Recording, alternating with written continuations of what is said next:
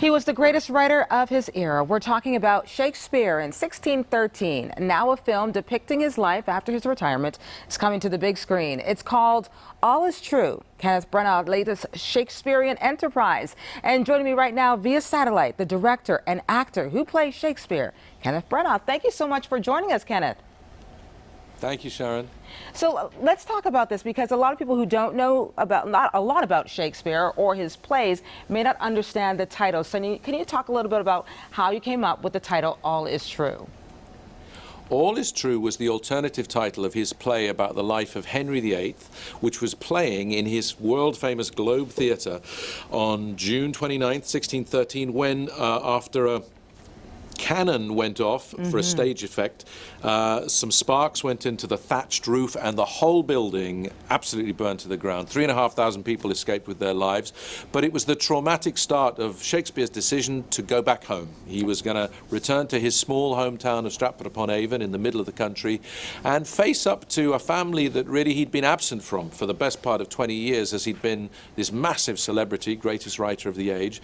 But he has to go back, and you know, a family not as impressed by the world of celebrity as London might be, and at his own dinner table, his wife and his daughters aren't necessarily seeing him as the great hero. He has to face up to things that maybe the rest of us do. So the film then becomes a story of the human side of a man people regard as a genius. And also just dealing with the death of his own son, too. Can you talk a little bit about why you decided to dive into this particular time of Shakespeare's life?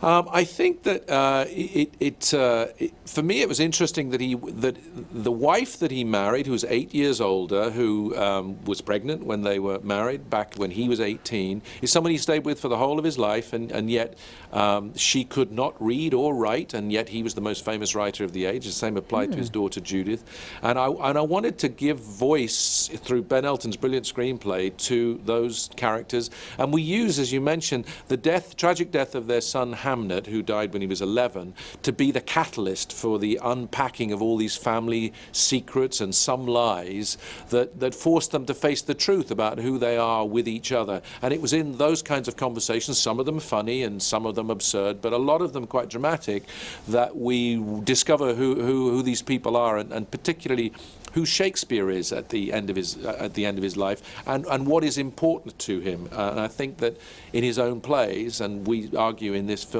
family is tremendously important, even though family is a very difficult world to negotiate, and it's difficult for a genius as well as an ordinary human being. So true. And you were talking about Ben Elton, who is your longtime best friend, and he's something. This is a collaboration that you both have been working on for some decades now. Why now did it come into fruition? I think that I've always felt that with Shakespeare, you've got to keep reimagining what he's like. I think it's not enough to say to people, there's this great writer, he's good for you, you should admire him, it's wonderful. You've got to find ways of letting an audience make their own minds up about that. And I think sometimes it's to get behind the words and find the man. And so it was about humanizing genius. It was about not putting him on a pedestal, because the paradox is that the very best impact of his work is because he understands that the human condition isn't always noble. He writes about kings and queens, but in fact his brilliant writing about them is to talk about their inner lives, about all their hopes and fears and dreams, the kinds of things that we all have.